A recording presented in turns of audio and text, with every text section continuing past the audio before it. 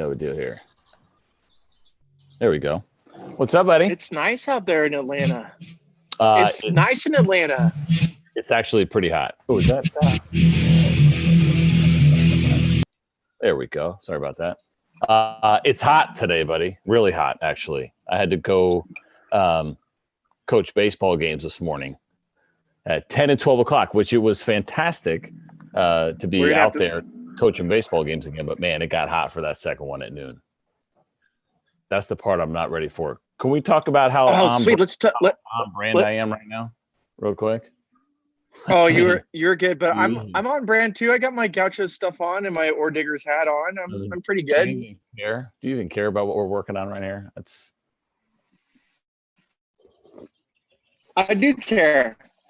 It's debatable. So what's been going on, man? What was your day like? Well, let's see. Today was one of those Saturdays where you have a honey-do list that's a mile long. I had some college graduate work I had to do today. Watching my kids play hopscotch in front of the house. My daughter, as a school assignment, tried to make some Nicaraguan food, and I think it turned out okay. Yeah. How are you at hopscotch? I feel like you'd be pretty good. It's been great. My legs are really too long and clumsy, so I'm not the greatest of hopscotch guys. Yeah. Hey, I want to hear about Little League. How did the Little League go? It was fun, man. I mean, it was definitely good to be back out there. Kids were really excited about it. I would say that definitely rusty for sure, but it was cool, man. You know what was interesting? So we had the second game, which was at 10 o'clock, and the way they had it set up is they first originally decided that they would let the parents in, and that they would just have to kind of sit at a distance. And then by the time our game came around, which was the second one, parents not even allowed in the ballpark. Now you could see everything, kind of in different areas or whatever based on where you sit, but they could not sit in the stands at all. And this is a cool little park that they have, because this park kind of sits up high and you look down on the kids and on the fields. There's two fields there. It's kind of neat, but no parents in the stands at all. It was amazing.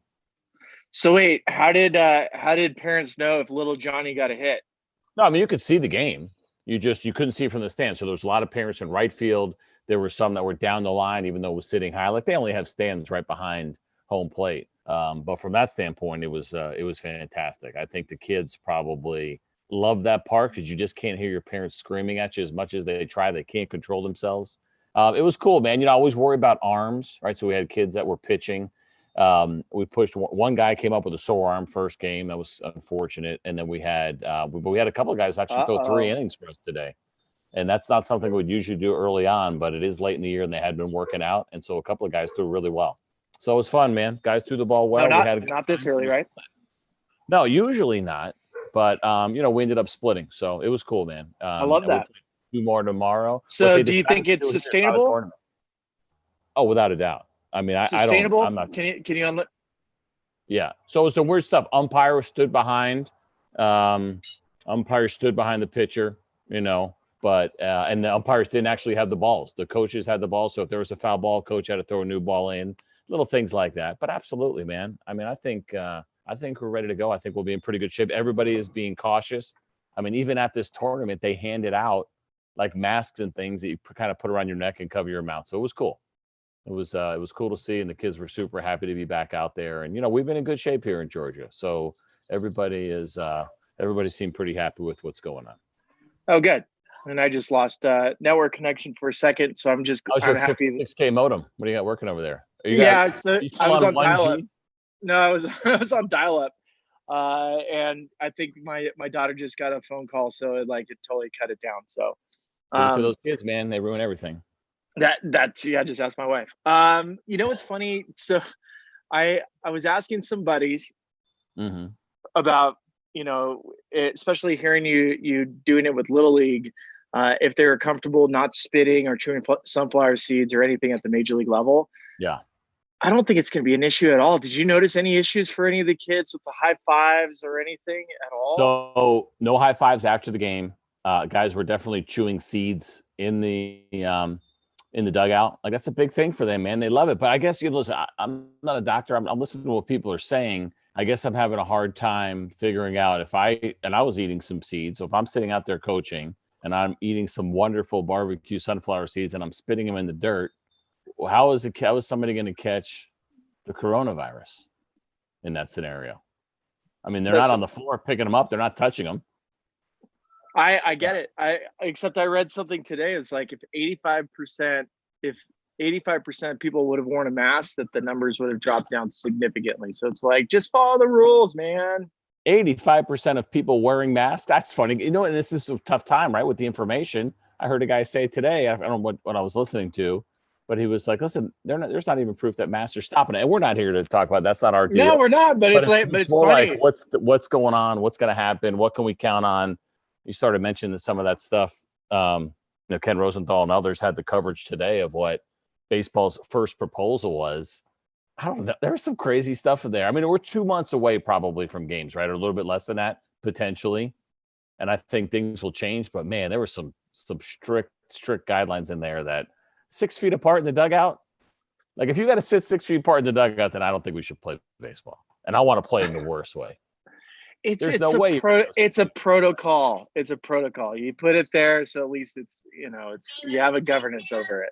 So at least you can say you did it. Things that said like suggested, or it's encouraged that you do this. I think that was probably a good phrasing as opposed to, like what about fights? Like no fights, no arguments.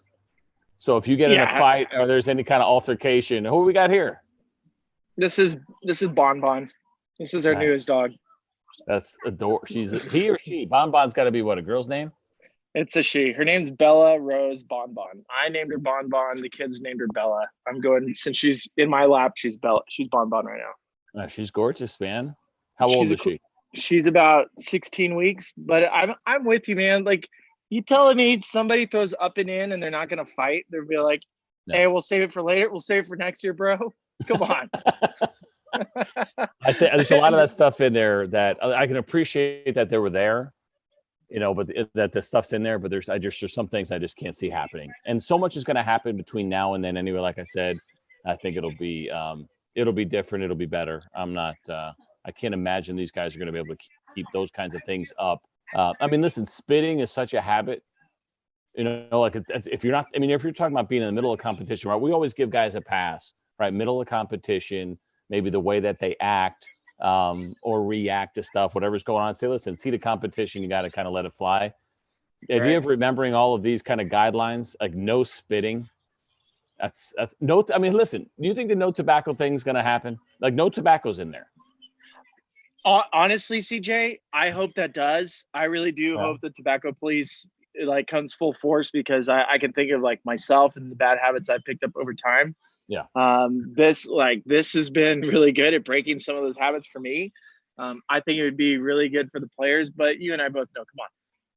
Well, remember, what was it, 3 years ago that the rule went in that basically only those that were grandfathered in could chew tobacco going forward. And there were rookies rolling in with giant dips and cans in their back pocket. They didn't care. I wonder, hopefully none of this is lip service, but that definitely was. I mean, there was that whole deal. And you remember there were certain states like in New York, and they were saying, well, listen, if it's any kind of stadium or park that is even remotely or partially publicly financed, then that falls under the rules of the city. So they were saying, in Yankee Stadium, you can't chew, nobody could chew tobacco, not just the guy's grandfather in, nobody. I actually did a spot for ESPN. I folled Bill de Blasio, the mayor of New York, kind of talking about it. And I was like, it's garbage. There's no way that's going to happen. He's standing up and I don't want anybody to chew. I think it's terrible for you. Don't do it. But the idea that you're going to be able to tell guys that you can, I mean, man, there's guys that are going to tell you they can't play baseball without chewing tobacco. And it's disgusting and it's awful for you, but those guys exist. There's a lot of them. There's going to be a ton of them. There's no question. There's no way to, I hope it gets fixed up. How about this one? No showering at the stadium. Yeah. Showering discouraged. That was my favorite one. And when I was thinking about my routine, or I used to shower after batting practice and then you shower after the game. Mm-hmm. This feels like college baseball. Feels a little like summer ball, American Legion, which Asian baseball too. We did it all the time playing Asian baseball. That's what happened. And I think of winter ball. If you play winter ball, I wasn't taking a shower after batting practice in winter ball in some of the places. Mm-hmm. So, there's parts about this where I think the routine and being in the big leagues this year might not feel like, like where we say you might not feel like you're a big leaguer this year. Yeah. Which I think is okay, because if you think about, to me, again, like perspective, everything that's going on in the world, the amount of people that are unemployed, the amount of people that are like, really struggling right now, small business, all this, and a baseball player is going to complain about not being able to take a shower at the stadium. You can't, like, to me, that's like, I don't know. It's like if somebody's going to die on that hill, then they're going to die on that hill, and it's going to be a terrible one to die on. Yeah, I mean, I don't think guys will do that. I think they'll do the right thing. I think they'll say the right thing. Everyone's trying to get this done, but I don't know, man. I think there's just a couple of things in there that could become a problem or could be difficult. And then the question becomes, what do you do? What do you do if you're watching a game on TV and you see something that's supposed to be under these guidelines? Are you going to make a big deal about it, right? There are going to be people that are going to kind of be a pain even today, right? That 8 o'clock game that happened, we played the 10 o'clock game. At the 8 o'clock game, parents were in the stands. One parent complained. They thought the parents were too close to each other. They completely emptied the stands right as soon as somebody said something, which is kind of how they're reacting. Are we going to do the same thing at the big league level? As soon as we see, out of total habit and not trying to ignore the rules, that a guy spits in the outfield, like he's just sitting out there, and all of a sudden you see him just kind of spit as he's lost in his thoughts about his last at bat or what just happened on that defensive play. And is someone going to make a big deal about that? Right? That's the thing that I wonder, and I hope not. I mean, these hopefully are not. Hopefully the broadcasters don't bring it up. Like that's. Well, it's that's like no. That's not. How about this one? And this one goes more for like the single players out there. Let's call a spade a spade. This one's like, this is happy hour. Yeah. You have 22, 23, 24, 25-year-old guys that are single, that are going into cities where they might have friends there. Mm-hmm. And you're telling me that none of their friends, quote unquote, air friends, aren't going to visit a hotel at some point? Come on. Yeah. Like you're out of your mind. How are you going to protect it unless you have security 24/7? And again, I'm hopeful. It's like, listen, just follow the damn guidelines for 4 months. Nobody's asking you to do anything more than follow the guidelines. Like, follow them. It's me with the mask thing. Get off my lawn. Put on the mask. It's out of respect. Like, it's out of respect for you, CJ. It's out of respect for my teammates over there. I can go a couple extra months without doing some of the things I used to do, right? Like, you can do some of the things you were unaccustomed to doing. Yeah, I mean, you would think so, man. Like you said, late night hotel visits or trying to sneak out. I mean, you know how some of these guys can be. Luke's trying to get on the live stream because him and his buddy are watching right now. Oh, they are. With no shoes on out there. Please be careful. It's gonna be tough, man. But there's a lot of cool stuff in here. How about the whole testing system that they're going to have, like basically convert that one in Utah? That's kind of neat. I think the idea that fans were super worried that, the idea that our baseball players going to get priority, our professional athletes going to get priority. The answer to that is a huge no, which is good to see. They're going to have the testing available that they need, but this is something essentially looks like they're doing privately all by themselves. So I thought that was a really good thing that was in there. You got to self-quarantine at your spring training residence until any of the results are in, likely within 24 to 48 hours. Like the stuff where you're asking people to actually, do it themselves. I wonder about it. At what point are guys going to get tired of doing it? You know what I mean? Like, at what point guys are like, all right, lip service. Week two. And that's the problem is I think in general, people are already tired of doing a bunch of this stuff that they're like, that this is too much, or I don't believe in it, and that's how it's going to get ruined. That's the issue, and that's why if I'm gonna die on any hill with this whole thing, I'm gonna die on the follow the rule hill. Just go for it. Why, I say this about, because we live right next to a school. Mm-hmm. The speed limit being 20 miles an hour, 15 miles an hour. I know it's frustrating for some people, especially when they're late to work.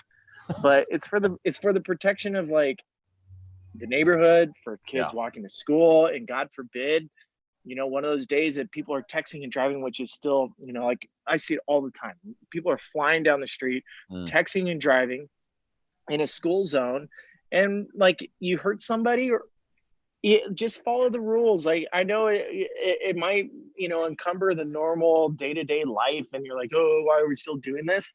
but it's for the one time that it actually does something, right? Like, I don't know, like I was Art Howe has COVID, right? And That's yeah, super I'm not sad, saying man. that Yeah. I'm not saying that that had anything to do with not following the rules or whatever. But imagine being that guy in the clubhouse where you didn't follow the rules and you gave it to a coach.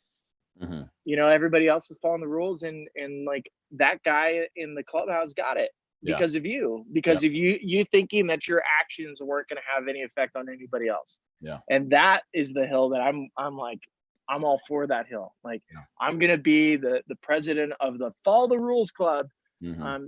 Just because if like I said, God forbid it has an impact on somebody else within that clubhouse that you weren't meaning to do it, all because you thought like that these rules were silly and that they didn't apply to you. Yeah. And that's where it's like, just do it for this year. Do Yeah. it until everything else becomes safe again. Especially, I think you think about guys like Art Howe, older guys and older folks that may be a little bit more susceptible. I think is the part that worries me. I mean, I'm not concerned, and I don't know, maybe this is being lazy, but about any players getting it and it being like some kind of huge problem. You know what I mean? No. Like I told you, my sister's had it, and she's 50 years old, and she got through it. It was a rough couple of weeks, but essentially, she was just really sick, and she pulled through. And I some of the stuff that I read, I feel like everyone, is that kind of that negative Nelly crowd that almost can't wait. Like they almost want somebody to get it. I think there's a group of people that even cover our game that don't want baseball to be played. Like they somehow were more drawn to the negative part of this, and let's just shut it down. Which I'm not saying that we should be reckless either, but it seems like they're really drawn to kind of doing things that way, which I think is definitely I think it'd be brutal, man. And so you almost, when you hear people talking about like, oh, God forbid, or somebody gets it. Yeah, we don't want anybody to get it, but the reality is somebody might, and it's not going to be the end of the world. And the way that this stuff was written up, I don't think necessarily we're going to see, baseball shut down because of it either. I mean, early protocols tell us no, that they're not going to shut the game down the way they're going to do it in Korea. So I was encouraged by that, but this list is crazy, man. Like it's long, it is heavy, and I know that it's almost discouraging. Like reading, like this is what it's going to take, really. Yeah, well, and we haven't even gotten into the broadcasting rules. I mean, we don't know them yet, but Yeah. I'm assuming that we're limited to like barely anybody at the stadium. Yeah. I mean, we're not. My assumption is there is going to be zero broadcast or media relations with players whatsoever. Like, Yeah. it's going to be a closed clubhouse. It's probably going to be some version of pre-game, post-game interviews. It's going to be Skin and Bones. It's going to be Remy, which is a remote broadcast for anybody that's not in the know. I can't imagine broadcasters traveling on team planes. Can you? I can't. No, I don't think they're traveling at all. I think the games are going to get called off the screen, and we'll see how they set it up. I mean, the idea of just calling the game off of the game feed, I think is a challenge, right? If you can have some kind of fixed, at least high home camera, right, which is the one that sits kind of above the broadcasters where you can see everything. Because I'll watch the game on the monitor here and there, but there are things that I'll see, right, that you're sitting there watching the game, and you may see whether it was a bad jump a guy got running or in the outfield, or somebody fell down that didn't make it on the clip or whatever, or somebody didn't back up, wasn't in the right spot. You push a talk back button, you get in your producer's ear, see if somebody can find that clips on another camera that didn't run live. And then maybe it gives us an opportunity to do a replay. We can talk about something else that happened on a play, right? I mean, that's a huge part of what we do. And you can get trapped sometimes, I think, trying to call the game off the monitor, and then you miss some things that happen. So that part, I think there's got to be a lot. I talked to an executive producer yesterday, not from the Rangers, but for another team's TV. And he was talking about how he thinks that they might even limit how much home broadcasters can get into the ballpark for home games. I was like, what? No way.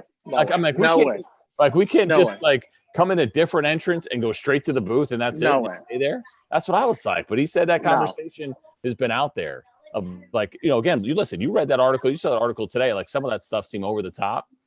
And does that mean that's how far we're going to take it with broadcasters, that you're not even allowed in the stadium? Forget about the fact you wouldn't be near anybody. Like, I'm okay with not having to get near the players, and everything's done like via Zoom chats or whatever as you do your interviews. But not being allowed in the stadium at all, even for home games, to me is like a crazy extreme. Won't happen. That won't happen. I mean, if there's a home game and the broadcasters are there, they'll go. It's just gonna be probably limited to 2. That makes zero No sense. 3-man boots. Nope. Some mosquitoes, man. It's time. Hey, since we're at my house right now, I got my thing here lit. Check this out. So, this is our light. This is her light. No, I did not do that myself. That was that was Infinity, the home builder. Nice. So I'm not sure if you can see this. Oh, bird nest. So, is it like? I'm not sure. Do I knock it down or do I just let the bird? No. Dude, this has become a really funny thing to me among guys like you and I, Dallas Braden, Danny Graves, and all of a sudden we have become really invested in bird nests around our house. Like, because I've had multiple guys talking about it, and I don't doubt there's way more. And I wonder if it's because we're not home at that much this time of year. And I don't know enough about birds, but I think this is the time. Like, we are in the spring season right now. I'm thinking this is when they have. I'm bringing bird life into this world, CJ. Like, so this is life. So we had a couple right here. So there's a couple of ferns up there. There was a nest in that middle one right there. There was a nest in that last one. So check this out. And there was one in the front of the house. So the middle one, right? My wife, I set a little camera up to try to watch them because I just saw the eggs. Maybe we could see them born. It'd be kind of cool. And my wife's like, do not mess up anything. Do not touch anything. Do not disturb those birds, right? So I'm peeking up there one day. A month or so goes by, and all of a sudden, babies are born. And we got 4 babies in there. And they're really small and they're super cute and we're watching them and whatnot. And so one day I'm like, I'm gonna see if I can get a picture. And I took a little step stool and I kind of looked up in there, and one of the fern leaves was blocking the birds. I'm like, let me move this out of their way anyway, right? And they'd been around maybe, a week or 2 or whatever it was. So I go to move the little branch so I can get a better picture. All of a sudden, one of them freaks out and flies out of the cage or flies out of the nest. Now, what you can't see, couple of glass windows into the house. The bird flies right into the glass window, like full speed, hits the deck. My wife's out here, our Puggle's out here. My wife starts screaming, yelling at me. The Puggle's going nuts because he wants to get his hands on that bird because he hates birds, and there's a zillion of them around here. It's absolute chaos on this porch, right? Wife screaming, crying, dogs go nuts. I'm trying to play defense on the dog and find where the bird is. I get everybody in the house. My wife's crying now. She's really upset. Go put gloves on. I'm like, all right, I'm gonna go out there. I'm gonna find this bird. I'm gonna put some gloves on, and I'm gonna try to, put it back up in the, get it back with its brothers and sisters. Hopefully everything will be okay. Because she goes, it's dead. She's like, don't even go out there. It's dead. I saw it. It was just laying there. It's dead. And she's really upset. And so I'm going around and I can't find it. I come back out with my gloves on, and I cannot find this bird. And I'm looking around. I'm like, it's nowhere. I'm like, it got up and left, and the nest was empty. I'm like, they're gone. Like, that bird. Empty nesters. Yeah, they moved to Florida. Well, we see it like a lot of young ones around here because we got a couple bird feeders set up around here. But I'm telling you, man, it's been funny to see guys that are home at this time of year, like you and I and others, that are all of a sudden all about these bird nests that we see all over the place. But it was pretty chaotic. Poor Puggy, I'm looking at him over there. He would love to have gotten his hands on a bird, man. I think he brought home a dead bird one time. I think a neighbor cat killed it, and then he brought it back like it was his. But he hates birds, and he would love to be able to bring us. He would love to have gotten his hands on that one and acted like it was a trophy.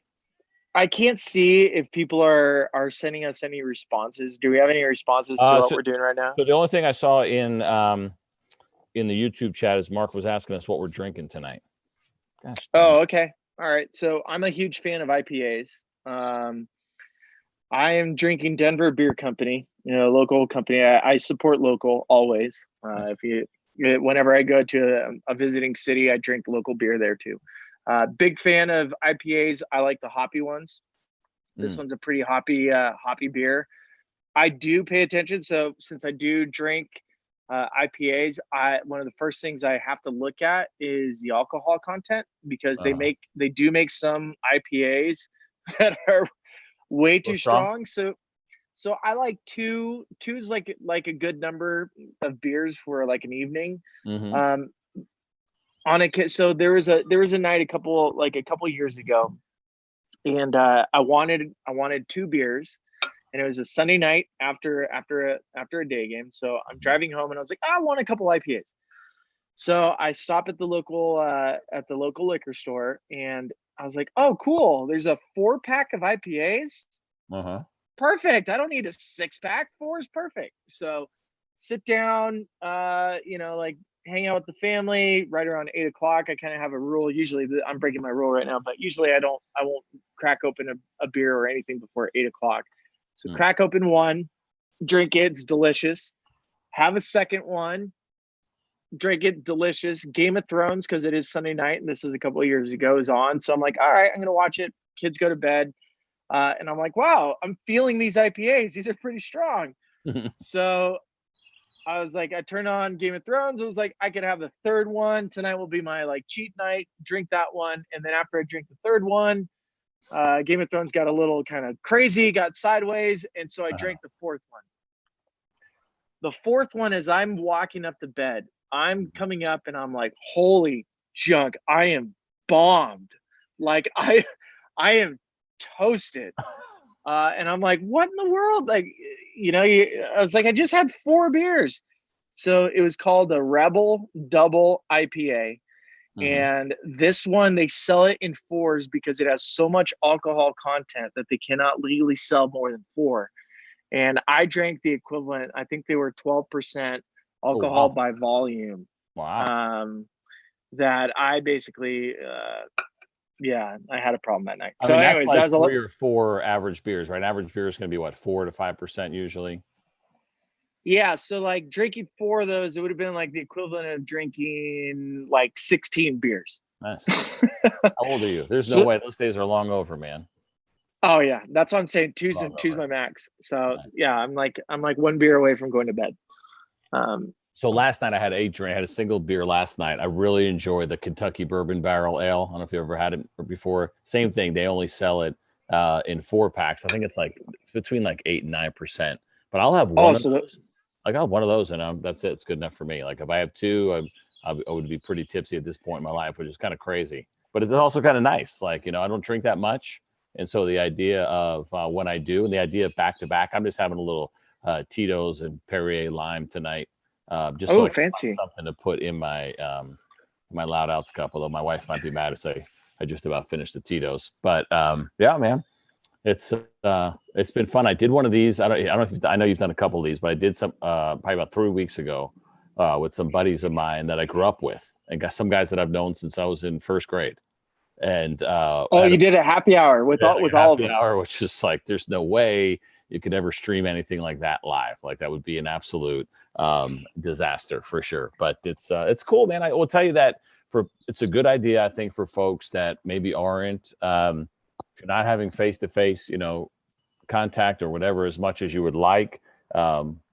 These things are good. Like I was never much of a FaceTime guy. I didn't like it. I've always felt awkward doing FaceTime, but the idea of having some Zoom stuff and face-to-face, because like you've mentioned on our show, right? It's not so much social distancing. Like we're not trying to be distant socially. It's just more like obviously the contact is the problem.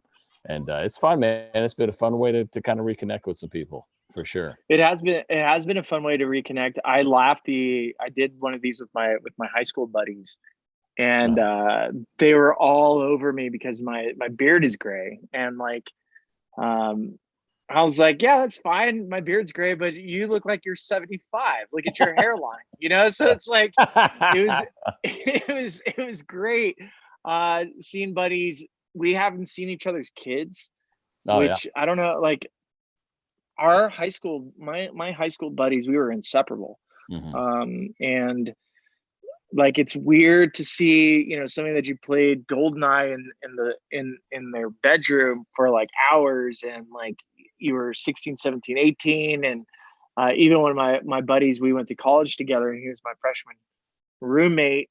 Like not to see that guy's kids until like later, and then you see them and their kids are like 6 and 7. It puts into perspective like how fast time goes by. Flies. And it also it flies, and it reminds you too like how disconnected you are once you get into like the baseball lifestyle. It's almost like you left everything else behind.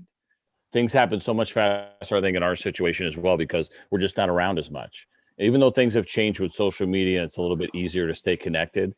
than it ever was. You know, I didn't hit social media until like whatever it was, 2008 or so. And I graduated high school in 91. So there was a lot of catch up time in between. So I think it was next couple of generations. It's not a big deal as much, but you're right. And then with our lifestyle on top of it, I mean, you're just gone for, 7, 8 months at a time. And then if you end up leaving where you grew up because baseball takes you somewhere, forget about it. I mean, I got a buddy who's got a daughter's 2 years out of college. You know, I got a 20-year-old now, man. I mean, it's crazy how fast all of that stuff goes. But I wanted to ask you a question. I don't know if you can see that all the way in the background over here. But what do you think? I did the old tire on a pole over there by the batting cage to whack the tire. Can you see that back there? It's pretty far away. Yeah, it's awesome. No, it's got. But I had one in my backyard. Is that pretty like old school hitting the tire on a pole?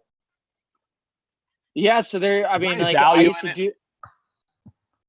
Other than it's fun to make your kid go hit a tire and it takes some aggression out. I didn't see a ton of value of the tire smash, but I do think in hindsight, like there's a couple drills, like this is good if there is anybody actually watching this thing. A couple drills that to me were like really, they kind of, even though I didn't realize they were gonna make me who I am.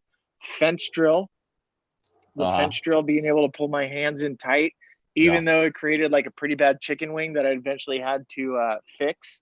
There was aspects about like, can you pull your hands inside tight to your body without cast? That was a good one. I saw Chris Davis doing that in Oakland, where he took one of the big net that you would see on a big league field and basically put it over the middle of the plate, kind of so he's facing it this way. That's a Kevin Long drill.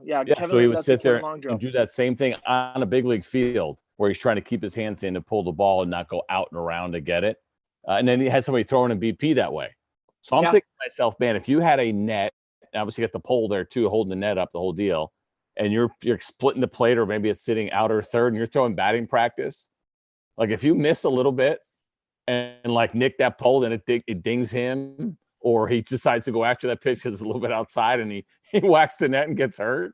Like I'm like, you know what? I don't mind throwing batting practice. We got a batting cage back there, but I'm not doing that to a multi-million-dollar athlete out on the field like that and taking that kind of chance, man. Well, I mean, like how often do you think Max Scherzer is taking laying down a bunt during batting practice now? I mean, he might have missed like multiple starts. So that drill is the same thing I'm talking about. You put where people mess up is that they get too close to the fence.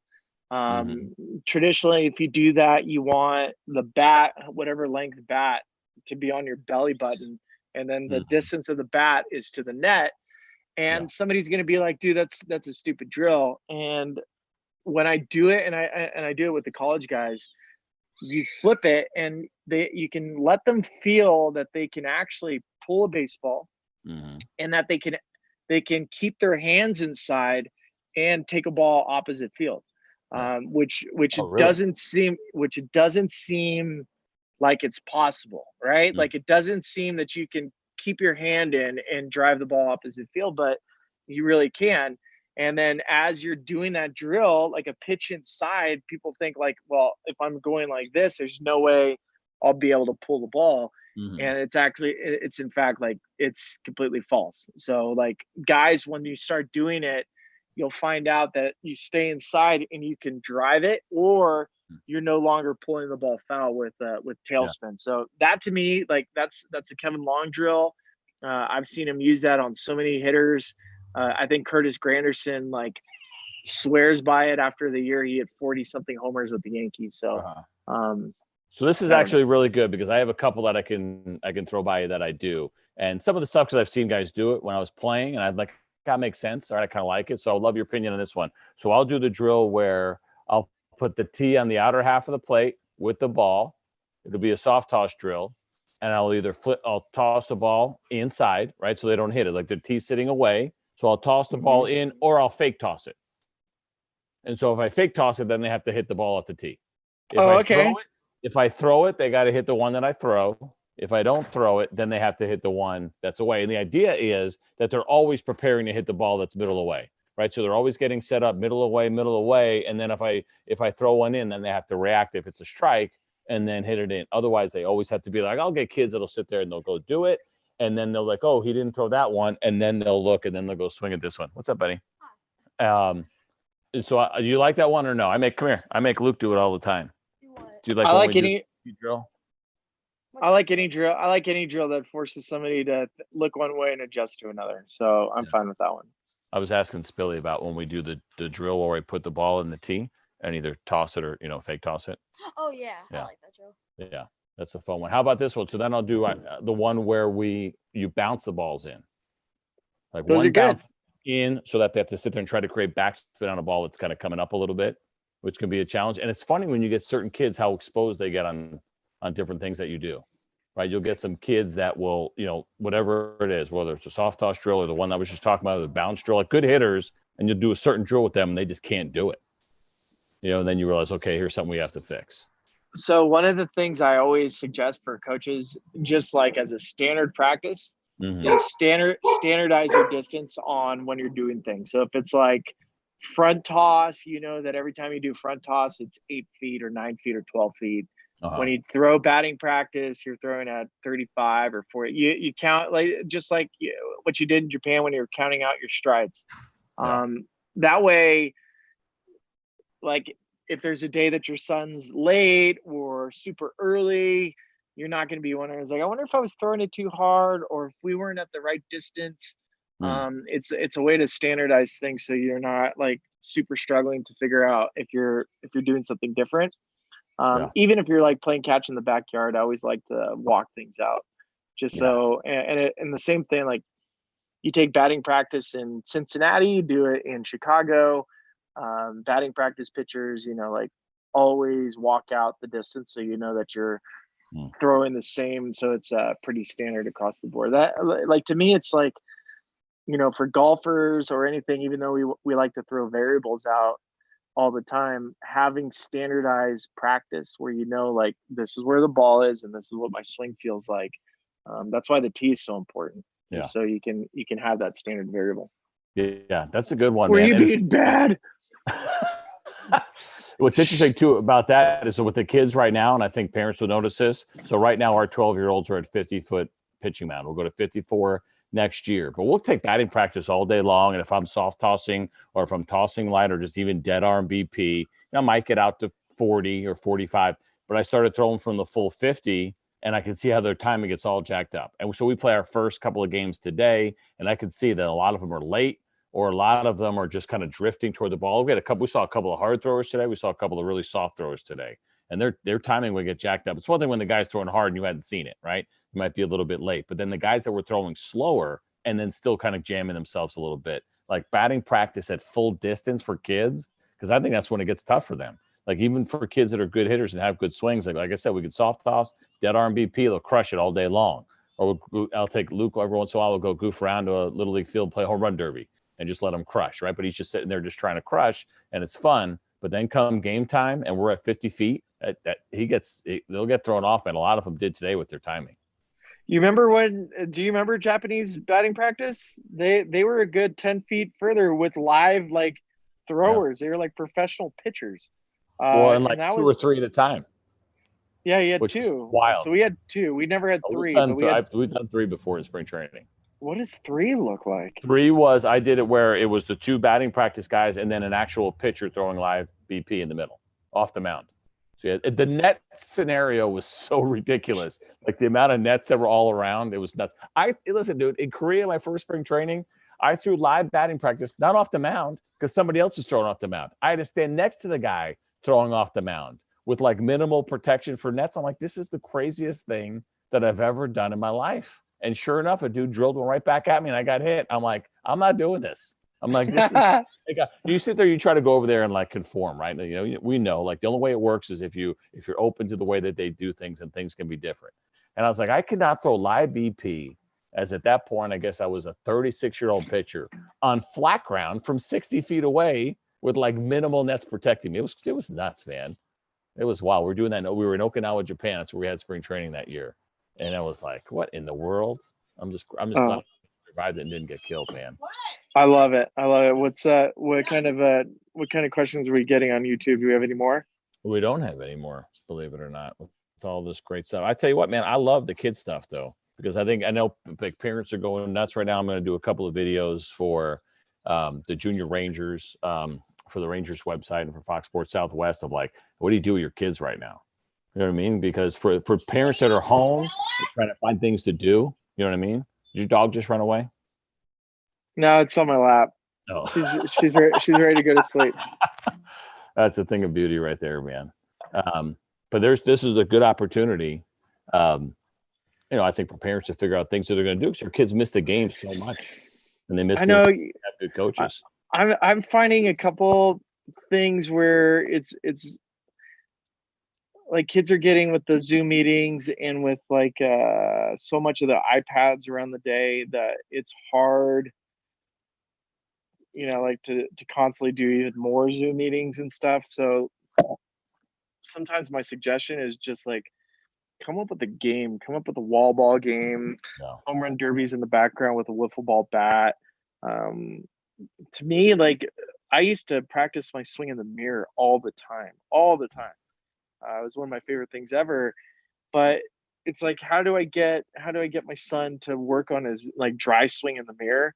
Yeah, it's really hard, like without baseball, to be honest, without like live games going on, and then encouraging your kids to like research on YouTube to look up another swing that they might like. Mm-hmm. I feel like they're oversaturated. It's a challenging time to like properly teach and coach and like parent without, even though you have stuff to do. Yeah. Like you're almost like take these opportunities to like drag them outside and come up with a game. That's it. That's the only way, for me, it's the only way that you can actually get the kids to practice is to go outside and play with them. Yeah, that's a good point, man. I think trying to find that stuff, like we're really lucky here. Like, I always joke around, we call it living out in the country, but it's not really. Like, we're in the suburbs, but it's pretty spread out where we are. So we got a lot of room.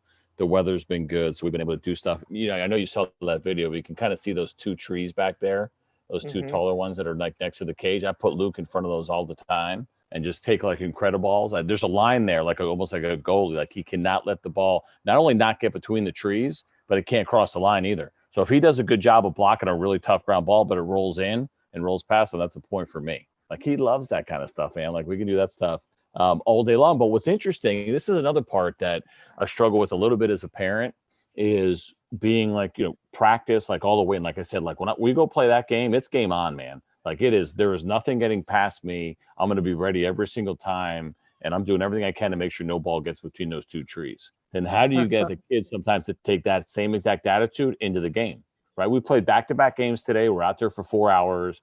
It was pretty warm down here in Atlanta. You start to kind of get down a little bit. And I told him, I said, listen, the way that infielders prepare, right, whether it's that 1-2 step or a jump hop or whatever you do to get ready, I was like, you're going to have to do that for the 2 hours that you're playing defense today. And there may be one play that you needed that extra step. And if you're not ready and you don't do it, you're going to miss it. And you're going to miss that opportunity to have made that great play. And so what do we do? Like, it can be a challenge sometimes to get kids to stay that engaged for that long, to take the same attitude that they take when you're practicing games like that in the backyard, man. Especially when they haven't done it for 3 months. Yeah, no doubt.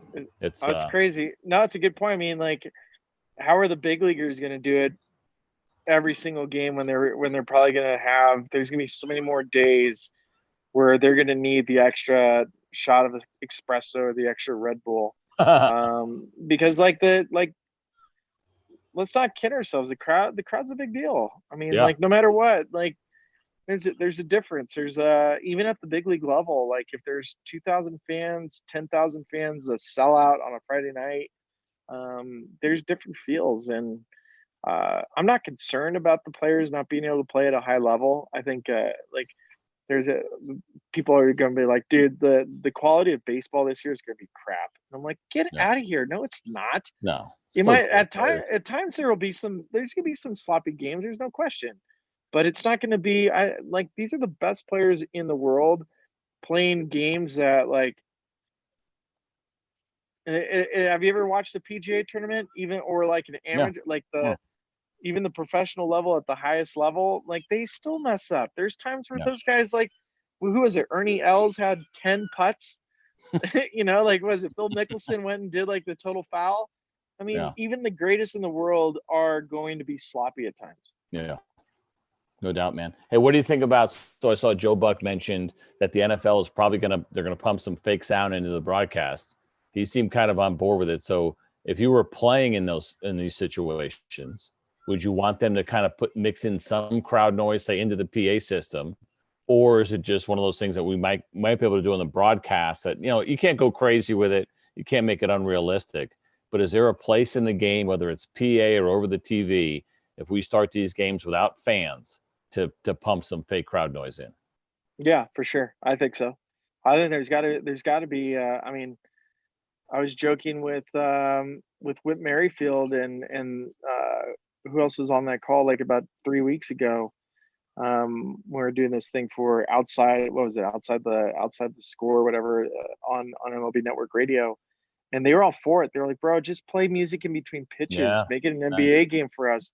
Yeah. Play music for us so we can still stay pumped up and like make it different. Make it different. Like the players gonna be cool. Who are they gonna offend? They can crank up the sound as loud as they want. Like the guys still want their walk up songs. Yeah, no, definitely. You know what's interesting about that, man, is that in the new ballpark at Globe Life Field, what they did with Chuck Morgan, who's been the voice of the Rangers for a really long time in PA, they gave him a booth that's down. You know how most of the PA guys are really high, kind of on the broadcast level. He's actually like 2 or 3 levels below the broadcasters. He's down on the concourse level, the first level, dead center, right behind home plate, like his all glass booth, almost like he's DJing like at a club. And so people can see in and kind of watch what he's doing. And that, of course, he was dying to get that going this year. So the fact that guys would be open to that and that they could be creative and actually have a little fun. They brought some other people in as well. That would be cool to see, man. I mean, the idea that you take it to that NBA or NHL style, that's one thing I've always envied, that the way that they were able to play music during the games or whatever, during when action's going on, not during the game, but when action's going on, that would be pretty cool. Well, it's why I've taken the stance, even though I'm not pro owner or pro player right now. I'm just pro baseball. I'm not going to go on the Alex Rodriguez rant, but one of the things that I think could benefit baseball with a potential revenue split is that if you do agree to any form of that, I think the players can take control of the rules of the rules of engagement for the game. Yeah. Whether it's wearing their own stuff or music in between pitches, maybe there's the rules don't all have to come from the commissioner's office at this point. It's Tito's and What you're drinking? Just one drink. Oh, okay. Want to say hi to Spilly? One big drink. Oh, you can't hear him. Hi. Oh, he can hear you. Is that the new dog? Yeah, that's the new one. Bonbon is super cute. Yeah. Oh, hi, Brookie. Brookie, come see Bonbon. Tito's Cute and I was drinking that Perrier. Oh, come on too. Come see. It's my daughter. Oh, you've seen her before, Yeah. Spilly. My daughter. Yeah, hi. This is live on YouTube. Hello, YouTube. That's a cute dog. I think there's 4 people watching. Thanks for the chicken wings. Oh, how were they? They were good. They were Would you delicious. say it again, Perrier? Yeah, the tonic and just a little bit of Tito's, please. Okay. Thank you. All right. Are you guys are you having success? We're having fun. Okay, good. That is success. Oh, Luke, come get Luke on too. Luke already came by. Yeah. Oh, I would like a drink, please. okay. You guys are great. So the fake crowd noise I think would be awesome, or music, whether during the games, would be like super fun. Mannequins, you see that restaurant in DC that's going to put mannequins in between so that the social distance, or we talked about that a little bit, so having like fake fans in there. Ebbets Grill is my place in Washington, D.C. Have you ever been to Ebbets Grill? Old Ebbets? Not. We go there once every 6 years, so no. Oh my God. Old Ebbets is like there's like urban legend because it's right across from the White House. And I want to say it was JFK. He made I think the story goes that he loved Old Ebbets so much. I'm not sure if it's JFK, so don't quote me. But it was it was a president from yeah, of course not. It was a president from a couple of years ago. He created like a corridor that led directly to Old Ebbets, so he can eat, drink, be merry. And Old Ebbets is like a seafood place. So it's like oysters and lobster. It's great. So when you do go in the next 6 years, one of the beauties of baseball at night in Washington is that when you get done with the game, Old Ebbets is right by the team hotel. It's less than a block away, and they have a late night happy hour that's from midnight till 2 a.m. Oh, wow. where the seafood tower, which they call it an orca plate. It's not real orca. It's not like an endangered species, but it's like it is a bunch of oysters, crab meat. It's amazing. It's half off. So now, if you have a 1 o'clock day game, would you still go there on Friday night? We go every night to No matter what. Yeah. No matter what. I smell like the Pacific Ocean. Yeah. By the time I'm done with the Washington National Series, like my stomach needs a cleanse. So when we were there, I guess it was 3 years ago, I walk around downtowns or whatever, and I found this really old cigar shop. I'll have a handful of cigars. I like cigars, but I'll have just a handful a year. And there was this awesome, just really old cigar shop. Walked in. I love that smell. There's just dudes just hanging around in the shop smoking. That to me was one of my favorite parts of going to DC, at least this last time, which leads me to a question for you. Do you think, I was wondering about this. Okay, so if we do this deal where we split up regionally, right? We have the different divisions and all this stuff. Do you take what we've done traditionally with interleague play and thank you. You're welcome. And then push it back a year? You know what I mean? So like we say, we go one place every 6 years. So this year, the American League West. Oh, so you can make up for it. The Rangers were like, we were supposed to go to Citi Field this year and play the Mets. And we're supposed to play the Phillies, and we're actually coming to see the Rockies again. But the idea of playing the National League East for the American League West, do you just go ahead and say, you know what, we'll do that next year? Or is it just, hey, that's the way we went and we skipped it? What do you think happens there? Because that's a big deal for fans. If you happen to be in a city and you know that your team only comes once every 6 years, is it now going to be get 12? The Yankees and the Red Sox this year? I mean, in Colorado, those are huge. Yeah, of course. Yeah, you just push it off, punt it to next year. Yeah. How about with the WBC and not next year? They're pushing it back like 3 or 4 years. Which gives us plenty of time. Morosi's going to be sad. Yeah, we're going to have to make our case. JP's going to be so sad. Nobody, and I love the WBC, but nobody loves it more than John Paul Morosi. No, nobody loves it more. All right, I'm going to go. Look, it's bedtime for Bella. Oh my gosh, look at her. Good stuff, buddy. The kids are ready to drink with me. It's happy hour officially. Oh, nice. So what do the kids get? Juice box? They get a juice box. Nice. Yeah. It stinks though. Like my wife isn't a drinker. She doesn't drink alcohol ever. So it makes it like it's always Spilly party of one. Makes you feel bad about yourself. Well, now, ow, son of a gun, ouch. So now you got somebody every once in a while. We do a Loud Outs happy hour. At least you have somebody you can drink with. I did a full year. I told you I did a full year without drinking, just because that's awesome with my weight. But I don't drink very much. But the happy hours are fun, man. It's good to catch up. I think we'll do it again. Let's pick we'll pick a couple of guys to jump in with us. I think it'd be fun to do.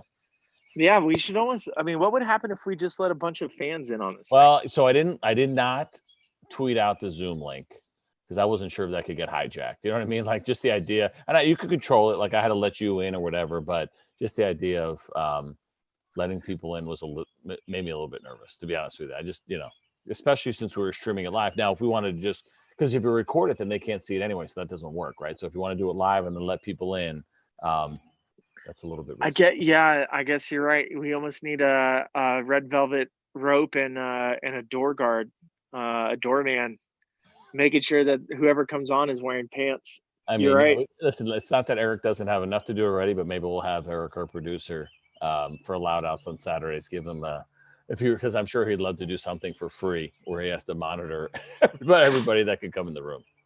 All right, be safe, buddy. All right, man. Have a great week. Yep, I'll talk to you during the week, man. See you, dude. See ya.